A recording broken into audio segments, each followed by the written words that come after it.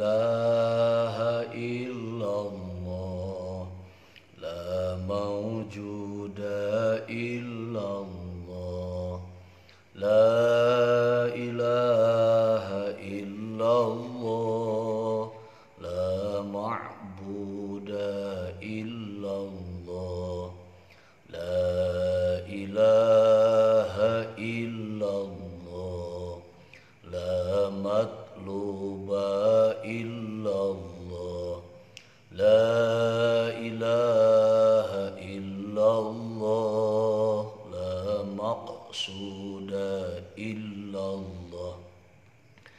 Bismillahi tawakkalna ala Allah, la hawla wa la quwwata illa billah. Astaghfirullahaladzim, astaghfirullahaladzim, astaghfirullahaladzim wa atubu ilaih. Al-Fatihah. A'udzu billahi minasy syaithanir rajim. Bismillahirrahmanirrahim. Alhamdulillahi rabbil alamin. Ar-Rahmanir Rahim. Maliki yaumiddin. Iyyaka na'budu wa iyyaka nasta'in. Ihdinas siratal mustaqim. Siratal ladzina an'amta 'alaihim ghairil maghdubi 'alaihim waladdallin. Bismillahirrahmanirrahim. Pasal kagenep belas syariat jeung hukum, halaman genep belas. Kecap syariat bagi dua bagian, hiji munggu Sunda, dua munggu syar'an. Syariat cek Sunda mah eta tarekah, mapai adat atawa adat dibedah. Tarekah mapai adat wajib hukumna, nu ngabedah adat tafsil hukumna. Mun mukjizat karomah jeung maunahna, eta halal teu dilarang ku Allahna. Lamun make nate sihir jeung bid'ah, tawaku haram tadi dilarang ku Allah. Harti syariat munggu hukum sarana, kahijina gelar aturan syarana, kaduana tarekah mapai adatna, eta wajib munggu hukum syarana.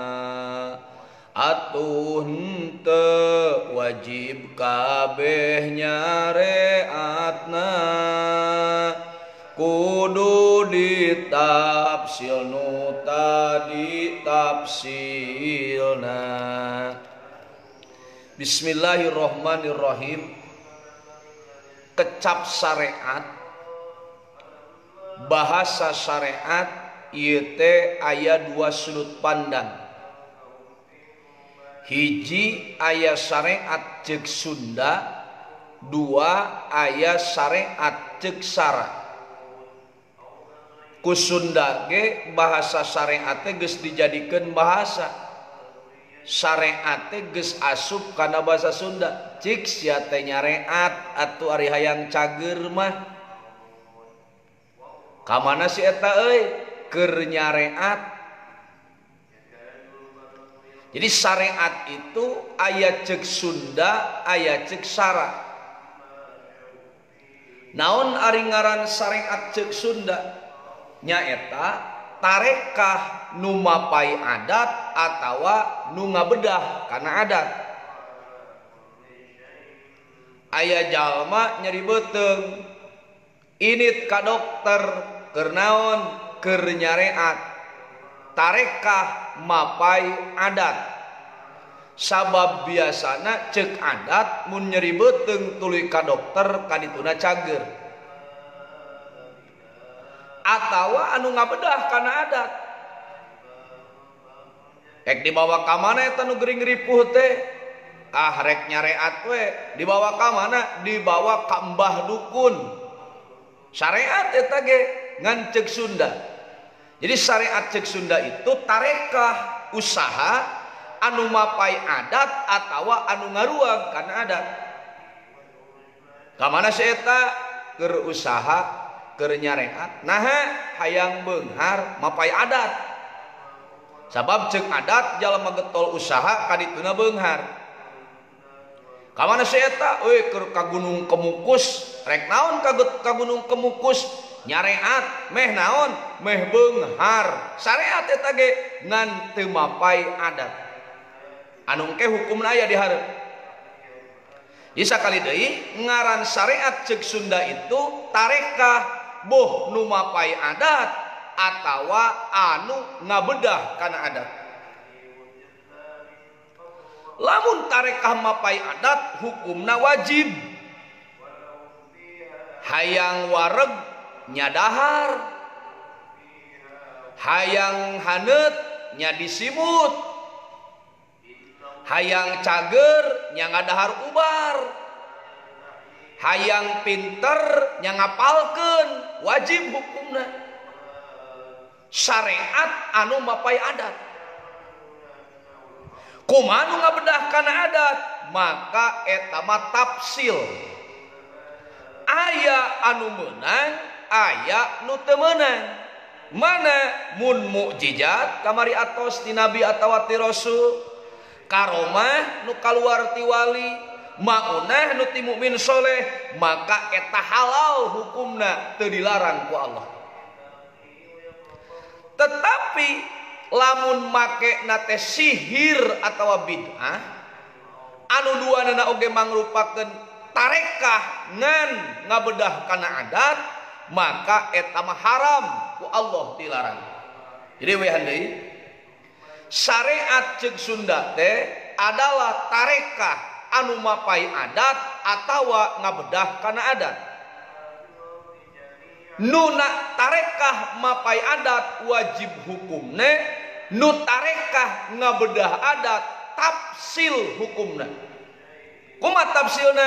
Mun mukjizat, karomah atau maunah hukumna halal, lamun berarti ihanah, istidraj, maka eta hukumna haram saperti gawe sihir atau gawe bid'ah. Itu syariat ceuk Sunda. Jadi tina nyariat eta bisa berbagai konsekuensi. Kamana si eta gering keur nyariat ka dokter meunang ganjaran. Keur kamana si eta keur nyariat gering kamana ka dukun meunang panyiksa. Duanana ngalaksanakeun syariat, nu hiji mapai adat, nu hiji ngabedah adat.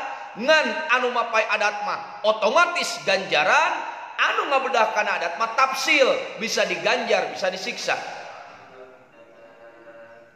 Lamun mukjizat mauna atawa karomah maka halal, ngan lamun di luar eta seperti bid'ah atawa sihir, maka hukumna haram, dilarang ku Allah Subhanahu wa taala. Itu syariat ceuk Sunda. Anapun ngaran syariat mungguh syara, hiji nyaeta gelar aturan syaratna. Syariat agama Islam, gelar aturan dicandak ku Kangjeng Nabi Muhammad sallallahu alaihi wasallam. Ta eta teh syariat wad'un ilahiyun saikun lidawil ukuli salimati teh. Kadua syariat ceuk sarakene nyaeta tarekah anu mapai adat. anu hukumna wajib ceuk hukum syara atuh henteu wajib kabeh nyareat. Jadi nyareat teh kabeh wajib cik sia teh nyareat atuh da wajib teh lamun mapai adat dalamun tas syariatna bid'ah atawa sihir mah lain kalah ka wajib nu kitu mah kalah haram ditafsil nu tadi tafsilanana. Itu terkait syariat jeung hukum. Pasal ke-17 tapaul. Ari tapaul teh nurut buat. Harti tapaul eta nurut buatna alus ngaran malar alus akhlakna ngeunah ngolah dina daging akikohna malar budak jadi alus akhlakna. Aya nu disebut tapaul atawa nurut buat ieu oge kaluar tina adat, kaluar tina takrif tina definisi adat. Kumaha ari tapaul? Ari tapaul teh nurut buat tuturuti. Contoh ngaluskeun ngaran budak tapaul supaya alus akhlak eta budak. Cik antara alus ngaran jeung alus akhlak aya hubungan eueuh. Tetapi disunatkeun urang ketika boga budak sing alus ngaran budak. Hakul walad alal walid, hak anak kewajiban nu jadi kolot nomor kahiji adalah ayyuhsina ismah, aluskeun ngaran budak. Naon tujuan ngaluskeun ngaran budak? Supaya alus akhlak eta budak. Nu kitu ngaranna tapaul, sunat hukumna. Para radu ngaranan budak teh. Da eta budak ngaranna Ritna. Ari pek teh hiji waktu aya tatangga datang. Aya pamajikanana ece ka mana si akang.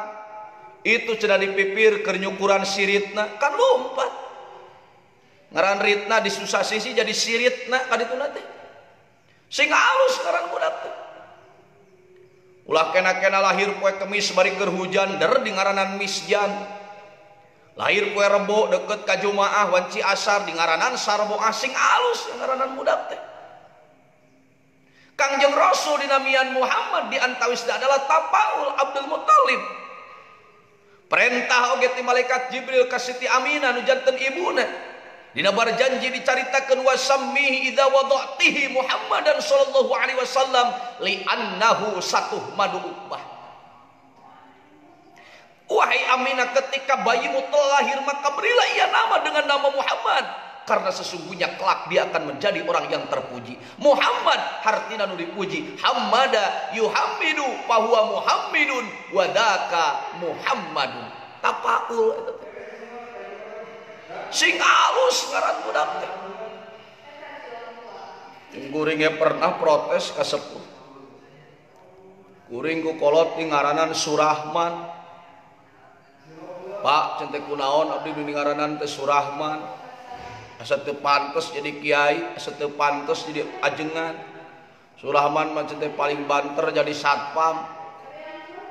Eta pun bapak ngawaler, jang eta teh cenah ladang tapaul. Tapaul kumaha ceuk teh Pak? Yeuh, ya. Biasana jelema nu dingaranan suku kata mimitina su eta teh sok jadi jelema gede. Nanya kitu Pak, nya cenah sok tingali ku ujan. Presiden pertama Indonesia saha ngaranna? Soekarno, pan su eta teh mimitina. Presiden kedua saha? Soeharto, su eta teh mimitina. Kamari nu memeh Jokowi saha ngaranna? Susilo, su deui mimitina. Tilu tina 7 presiden Indonesia, hartina hampir 50% suku kata mimitina su. Sugana presiden hareup Surahman. Anu ulah di Sumanto mah keplok sia teh. Iya. Tah eta teh tapaul. Jadi tapaul ngaluskeun ngaran budak ngalar alus akhlakna atawa singeunah ngolah daging akekah teh meh naon ngalar budak jadi alus akhlakna. Hubungan antara ngeunah olah masak daging akekah jeung alus alak budak hubungan. Tetapi diparentah ulah asin teuing lu semu amis dina akekah ngalah naon ngalar budak amis budi. Bubukuanan doma teh ulah ditek-tekan teuing ngarah naon ngarah budak salamet anggahota awakna. Eta teh ngaranna tapaul. Alus atawa ngolah ngeunah dina ekah malar budak alus akhlak hubungan tetapi diparentah ngaranna tafaul sunat hukumna itu kan beda antara mulasara daging akekah jeung daging kurban gitu. Ai daging kurban mah alus atah dibagikeun teh ari daging akekah mah alus asak. Kumaha mending diulem mending dianterkeun tingali status sosial jelema nu diberekna. Mun jalma beunghar alus diulem, lamun jalma fakir alus dianteuran. Itu babul akekah. Eta tapaul ka asup khawarij nu kaluar tina hukum adat. Naon sababna? Eueuh irtibat jeung eueuh ittisal. Sabab daya sambungan nu ilmiah dina hisi antara sabab jeung musabab. Antara alus ngaran jeung alus alak eueuh irtibat jeung ittisal nu hisi. Antara ngeunah olah jeung alus alak budak nu diakekah eueuh ittisal jeung irtibat anu hisi eueuh sambungan anu ilmiah. Kulantaran khawarij lil adat pek antosan kana dawuhan syaratna. Atuh teu sakabeh tapaul hukumna sunnah. Bisa sunat sote tafaul nurut buat lamun ayak nasara. Lamun eueuh nasara maka hukumna bid'ah. Wihan deui. Tafaul teh kaasup kana khawarij lil adat. Kulantaran khawarij lil adat kaluar tina adat maka hukumna kudu ngantosan sara. Lamun syarat ngagelarkeun eta maka meunang halal, lamun syarat teu ngagelarkeun maka hukumna haram. Saperti dina ngaluskeun budak aya hadisna, saperti dina masalah akekah aya kateranganna tina syarat. Maka ketika dilakukan sunat hukumna. Tetapi lamun eueuh nasara maka itu hukumna haram, bid'ah eta hukumna. Bahkan bid'ah nu dolalah. Mana contohna? Aya jelema awewe keur gede beuteung. Geus 8 bulan, geus 10 bulan can pembukaan bae. Tuluy we dibawa ka kanang muning. Ameh naon? Ameh tere ngalahirkeun tapaul. Tapi eueuh nasara maka haram hukumna, bid'ah hukumna. Ese ngalahirkeun dibere nginum cai belut ngarah naon? Ngarah resang dina waktu ngalahirkeun eueuh nasara, bid'ah eta hukumna. Jalema keur ngalahirkeun keneh hese ngalahirkeun ber dibere nginum tina nyiru, bid'ah eta hukumna. Urang Subang, urang Karawang ngadaguan pare teu daekeun koneng ger teh nancebkeun janur koneng meh naon? Ameh tare, ameh pare tereh koneng tapaul haram eta mah.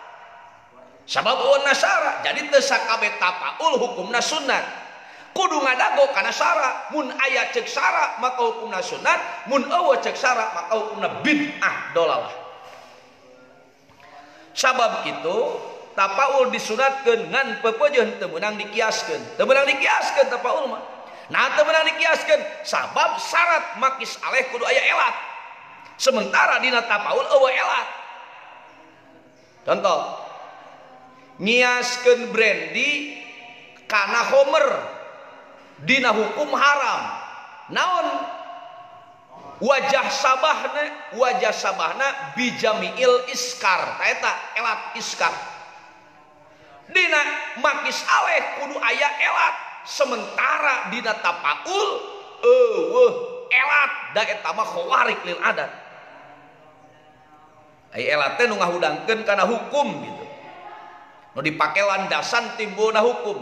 Al hukmu yadurru mailatihi wujudan au idaman. hiji hukum teh muter jeung elatna aya hukum eueuh elatna eueuh hukum tah dina make saleh eueuh elat kula dina tapaul eueuh elat kulantaran eueuh elat maka teu sah dijadikeun make saleh kulantaran teu sah dijadikeun make saleh maka teu bisa dikiaskeun nu aya we nu aya nasara nu meunang teh tapaul di luar nu eueuh nasara teu meunang nyebutkeun tapaul teu meunang haram eta bid'ah sedang tapaul teu aya sababna teu taya ilmiah atuh taya elat atuh tapaul nu teu aya nasna eta bid'ah dolalah hukumna jadi wihan deui terkait tapaul atawa nurut buat ieu hukumna tafsil mun aya nasara maka hukumna sunnah mun eueuh nasara maka hukumna bid'ah dengan catatan tapaul teu meunang dikiaskeun dan tingali tah halaman 18 aya skema at-tafaul tapaul kabagi dua aya anu binasis syar'i aya anu la binasis syar'i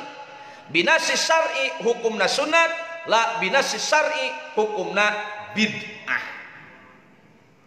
pasal ke-18 tarif akal sabada beres roes tuntas paragat musannif dua hukum hiji hukum syara dua hukum adat aya nu musannif erek pindah kanu katilu nyaeta hukum akal ngan seperti kamari memeh nyaritakeun hukum adat dicaritakeun lah adatna memeh nyaritakeun hukum syara disebutkeun rasarana maka ayeuna ge memeh nyaritakeun hukum akal rek diguar heula naon nu ngaran akal naon kitu wa ari akal teh tarif akal barudak santri mah sok dinadomkeun nya sirun rohaniun tudriku bihin nafsul uluma daruriyata wa naduriyata wa mahaluhu alqalbu wa nuruhu fid dimagi wabtidauhu min hini nafhi ruhi fil janini wa awalu kamalihi al bulugu sirun rahasia ruhaniyun anu bangsa kapangeranan akal teh da kamari ge dina Johar Tauhid kade terkait akal teh teu beda saperti lu wal aqlu karuhi lakin wujida bahwa akal teu beda seperti ruh dina pada hese di kanyahokeunana ngan beda dina sara Johar Tauhid Syekh Ibrahim Al-Bajuri na'rifan akal itu sirun rahasia ruhaniun anu bangsa kapangeranan tudriku anu manggihan biku yasirun naon an nafsu hate al uluma kana pirang-pirang ilmu ad-daruriyah wa naduriyah boh nu bangsa daruri atawa naduri rahasia nu bangsa kapangeranan anu ku eta rahasia hate bisa nganyahokeun ilmu boh ilmu daruri atawa ilmu nadori ari ilmu daruri teh malayah kajuli ta'amul teu butuh kana mikir ari nadori mayah kajuli ta'amul kapanggina duanana ku akal wa mahaluhu alqalbu tempat ayana akal teh dina hate lain dina otak lain tapi dina hate wa nuru fid dimagi cahayana kakara dina otak lain tempat akal otak teh tapi cahaya dan tempat nama dina hate wabtidau min hinin nabhiruhi fil janin iraha jelema mimiti dibere akal mimiti disimpenan akal nyaeta bareng jeung ditiupkeunna ruh dina janin ketika orok umur 120 poe dina kandungan indungna atau 4 bulan teh wa awalu kamali al bulugu sedengkeun mimiti sampurnana adalah ketika manehna baleg gitu budak mah geus aya akalan tapi can sampurna di wehan deui ngaran akal itu adalah rahasia nu bangsa kapangeranan anu ku eta rahasia hate bisa nganyahokeun pirang-pirang ilmu boh ilmu daruri atawa ilmu nadori ayana dina hate cahayana dina otak mimiti ayana dina waktu ditiupkeun ruh dina janin mimiti sampurna nanya dina balu tingali ta'rif akal munggu ilmu usulne sirun ruhani lelembutan ruhani anu dipake ku manusa manggihkeun ilmu hese jeung babari kapanggihkeun ilmu hese nadori babari doruri padumukan akal dina sanubari tempat dari padumukan teh cahya akal mancer dina otak pikri kawit akal dipelakeun keur bayina 120 dinten umurna 120 dinten jero kandungan 4 bulan teh bareng pisan sareng wewedalanana ari wewedalan teh dina nalika janin kantelan kuroh aya urang masuk nyebut wewedalan teh hari kelahiran padahal wewedalan anu sejatina adalah ketika ruh mimiti asup kana janin jeung ruhani kawit asupna jasadna sampurna ning akal bada balegna sabab kitu taklif ba'da balegna kunaon budak leutik can kataklif sabab geus aya akalan tapi can sampurna ari akal teh aya 2 warnana akal goriji tabi'i kaduana sabada urang nyaho takrif atau definisi akal sirun ruhaniun tudriku bihi an-nafsu al-uluma daruriyah wan nadoriyah maka satuluyna musannif ngabagi akal teh kabagi 2 hiji aya akal tabi'i tabiat 2 aya akal gorizi ari gorizi teh artina nancem gitu arti lugawina mah di akal teh uyahan deui aya 2 hiji aya akal tabi'i 2 aya akal goriji naon akal tabi'i teh akal hewan akal nu teu bisa nganyahokeun ka pangeran akal hewani domba bogaeun akal bogaeun ngan akalna disebut akal tabi'i nyahoan domba mana jukut neungeunah jeung nu teu ngeunah hayam bogaeun akal bogaeun ngan akalna tabi'i hayam bisa ngabedakeun rasa karet geulang jeung rasa mie najan sok salah ngahakan der teh dihakan karet geulang sugan teh mie tapi bogaeun akal ngan akalna sebatas akal tabi'i ciri hayawan boga akal tabi'i tara aya urang keur ngadurukan hayam lumpat kana durukan nyahoan mana panas nyahoan mana pibahayaeun ngan eta akal hayawan teu bisa manggihkeun ayana Allah disebut akal tabi'i jelema boga akal tabi'i bogaeun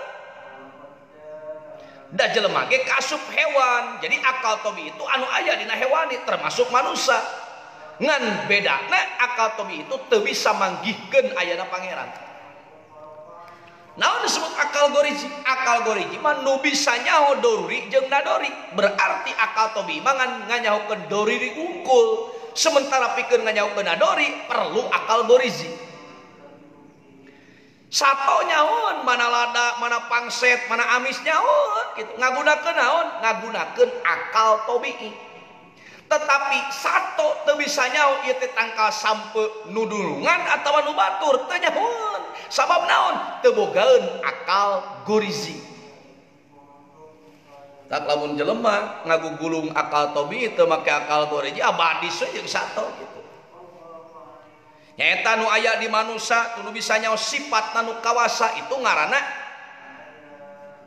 akal gorizi nilai jalma nu teu bisa ngagunakeun akal gorizi ngaidrok ka pangeran sami hayawan nu wungkul tabi'ina kitu ceuk Quran surat Al-A'raf na tunggu ding aya ketika jelema ku Allah dibere 2 akal nyaeta akal tabi'i jeung akal goriji tetapi teu bisa ngagunakeun akal goriji pikeun ngaidrok ayana pangeran maka eta jelema persis saperti hewan bahkan leuwih sasar manan hewan doa Allah ulaika kal an'ami bal hum adall ulaika humul ghafilun. Surah Al-A'raf ayat 178. Jelema-jelema kafir anu teu bisa ngagunakeun akal gorizi pikeun menemukan zat yang maha kuasa yakni Allah Subhanahu wa taala, maka nilainya kal an'am, teu beda seperti domba. Maka pantas disebut domba tersesat. Teu beda seperti bagong, teu beda seperti anjing, teu beda seperti ucing, teu beda seperti hayam, balhum adall, bahkan lebih sesat daripada hayam, lebih sesat daripada bagong, lebih sesat daripada anjing, lebih sesat daripada domba. Naon sababna? Domba mah wajar ngahakan tangkal nu batur oge. Naon sababna? Teu gablegeun akal gorizi. Tetapi ketika jelema teu ngagunakeun akal gorizi, jelema mah domba mah madog sampe batur teh paling oge naon daunna wungkul, tapi jelema eta beutina diala, tangkalna diala, daunna diala, pucukna diala, balhum adall, leuwih sesat. Ulaika humul ghafilun. Jelema-jelema nu kitu adalah jelema-jelema nu garoblah paroho ti Allah Subhanahu wa taala.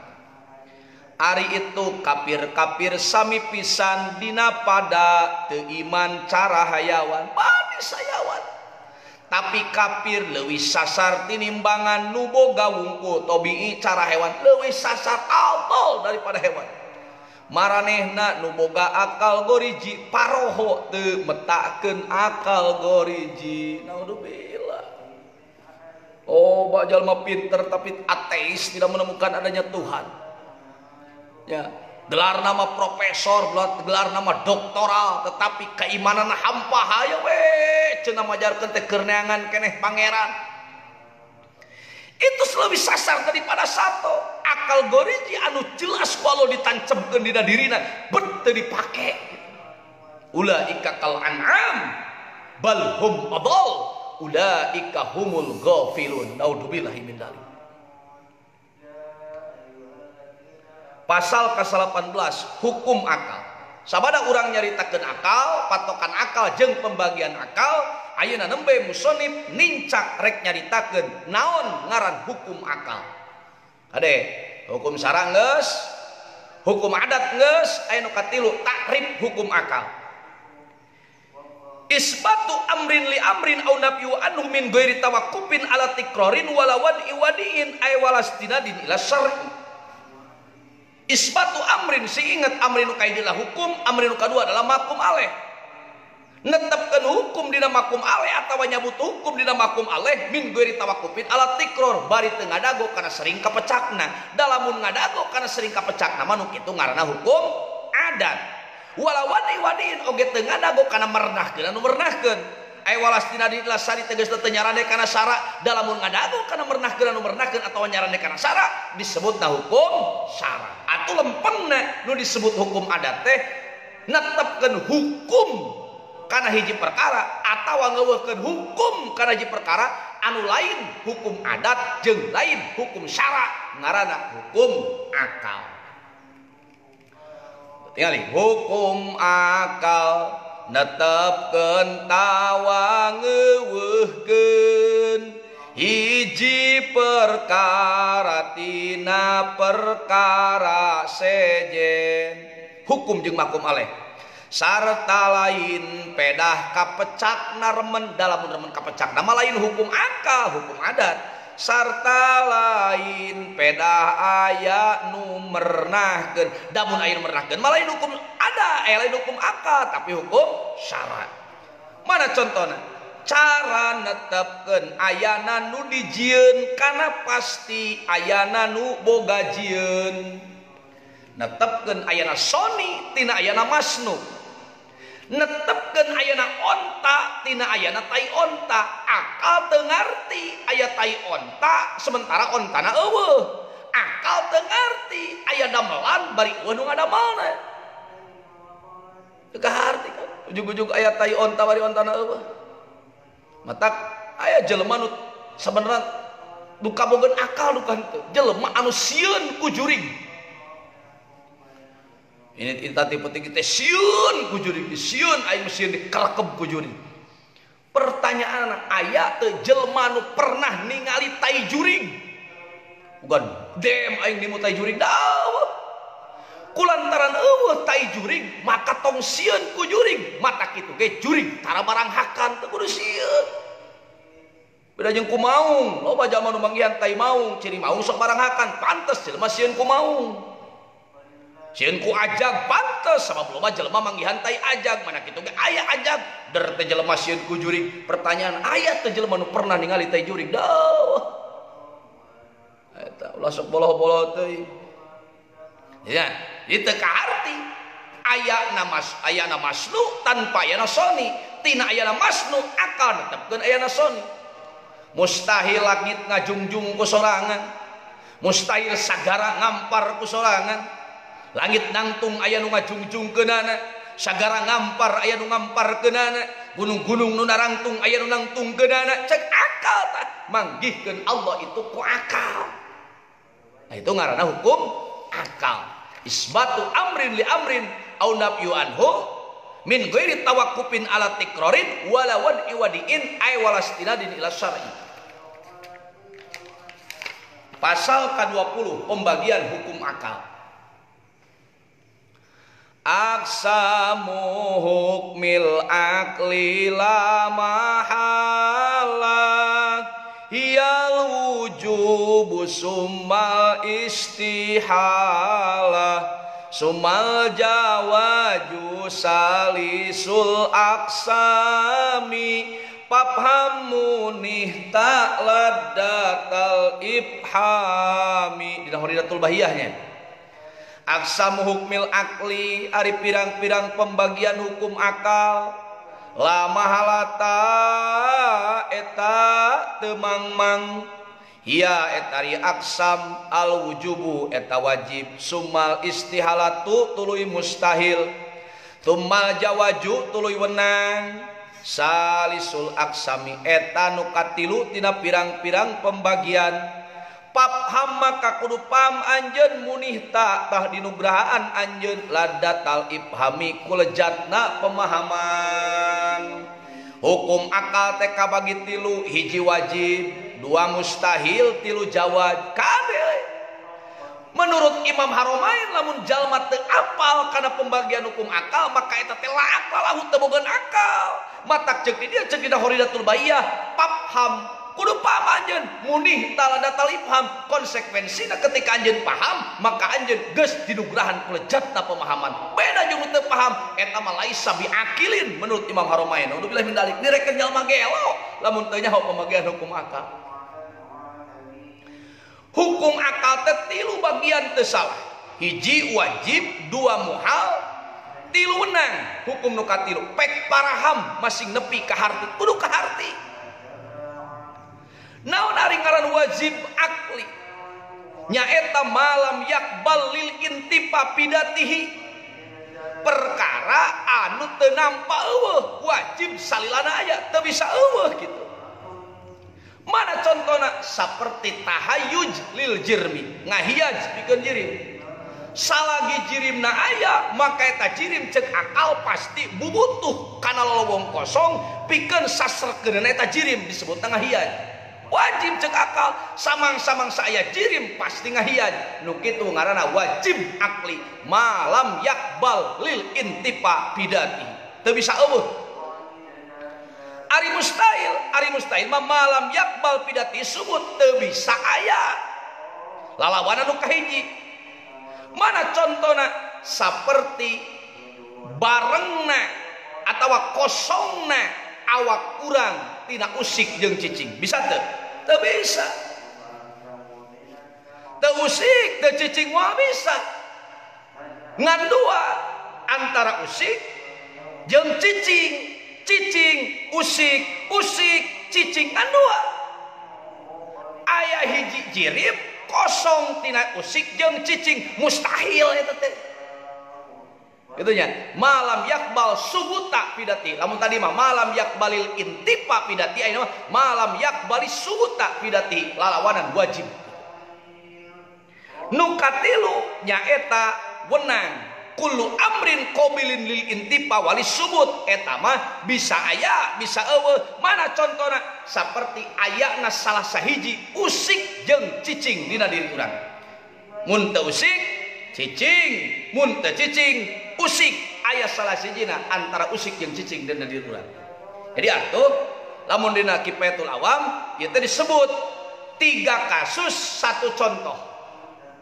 Kasusna wajib akli, mustahil akli, jaiz akli. Contohna jirim urang awak urang. Nu wajib mana? Wajibna ngahiyaj na jirim urang. Ketika urang boga jirim sakieu, maka urang butuh lolowong kosong sasrakeunna diri urang ieu, wajib akli. Manu mustahil ayana usik jeung cicing dina diri urang bari bareng, mustahil eta. Anu menang mana? Ayana salah sahiji usik jeung cicing dina diri urang. Jadi 3 kasus 1 kasus menjadi 3 contoh terkait dengan hukum akli anu tilu. Tinggal eta skema halaman 20 hiji. Nah, halaman 20 hiji tinggalin nya. Hukum akal hiji wajib ma la yatasawwaru fil akli adamuhu. Mustahil ma la yatasawwaru fil akli wujudu. Bae beda oge. Tarifna jeung tadi ari tadi malam yaqbalil intifa jeung malam yaqli sebut ayeuna mah ma la yatasawwaru fil akli adamuhu eta keneh. Ma la yatasawwaru fil akli wujuduhu. Teu kagambar eueuhna wajib, teu kagambar ayana mustahil. Wenang ma yasihu fil akli wujuduhu tarotan wa adamu uhra. Sah ayana dina sakapeung oge sah eueuhna dina kapeungan anu sejen. Bisa aya bisa eueuh. Tina wajib di Allah 20, di Rasul 4, mustahil di Allah 20, di Rasul 4, nuwenang di Allah hiji, di Rasul hiji. Di jumlah jamleh jadina 50 aqoilul iman ditetepkeun teh ku akal. Itunya. Hukum ya ieu mah keseluruhan nya hukum. Hiji aya hukum syara yang ngabalikan di geus. 2 aya hukum akal, 3 aya hukum adi atau hukum adat. Hukum syara moal leupas tina 10. Anu 10 ngajang ngelek tina 2. Hiji hitob taklif, 2 hitob wado. Hitob taklif 5, hitob wado 5, 10 kabehna. Hitob taklif wajib, sunat, haram, makruh jeung mubah. Hitob wado sabab, syarat, sah, fasid jeung mani. Hukum akal nu tadi teh wajib, mustahil, jaiz. Tina nu wajib 24 nu mustahil 24 nu wenang 2 jadi 50 gitu. Hukum adat wajib, mustahil jeung jaiz. Contoh nu wajib nyaeta diduruk matak tutung. Ceuk adat nu diduruk pasti tutung gitu. Eta ngaranna wajib ceuk adat. Mana mustahil diduruk henteu tutung, mustahil sia aya jelema diduruk tapi teu tutung. Mustahil ceuk naon? Ceuk adat. Ari ceuk akal mah boleh-boleh saja. Ulah di ceuk saranya kitu deui, ieu mah ceuk adat gitu. Nu diduruk henteu tutung, mustahil eta. Nu jaiz mana? Cau dipeuyeum bisa asak bisa henteu gitu. Itu jaiz ceuk naon? Ceuk adat. Da tampolana aya cau teh dipeuyeum tapi teu asak. Cau naon? Cau ngora gitu. Anggar we kudu dipeuyeum oge. Beda jeung cau kolot. Cau kolot mah dipeuyeum nya asak. Cau ngora sarua cau tapi ngora dipeuyeum teu naon? Teu asak. Berarti ceuk adat cau dipeuyeum bisa asak jeung bisa henteu itu jaiz hukumna. Jadi kadang-kadang dibenerkan ku adat, kadang-kadang henteu terjadi menurut adat. Nah itu bisi poho kanu kamari kunaon pangna urang kudu mengkajilah hukum memeh ngaji akidah uluhiyah nabawiyah jeung samiyat sing emut sabab makrifat kana sifat Allah, makrifat kana sifat Rasul ngadago heula kana nganyahokeun hukum. Sementara cek kaidah ma la yatimul wajib illa bihi ma la yatimul wujub illa bihi fa huwa wajib. Nganyahokeun akidah hukumna wajib, moal bisa nganyahokeun akidah tanpa nganyahokeun hukum, atuh nganyahokeun hukum ge hukumna wajib. Cekaplah sakitunya. Antun insyaallah enjing mah malam Jumaah liburnya. Insyaallah wengi Sabtu Alkitabus Salis Al-Aqidah Uluhiyah. Nincak kana akidah uluhiyah. Kang kabayan nyabak kota mugia selalu dipasihan umur nu barokah ngaji nampil mun amin ya Allah ya rabbal alamin amin amin amin amin. hadir haji duh katelatan Irham Muhammad Ramdan tiasa nyusulkeun lah. Gilang assalamualaikum hadir Kang Haji Abdi ti Bogor mangga wilujeng gabung cekap sakitu rupidanya mudah-mudahan manfaat apun tentina kalepatanana.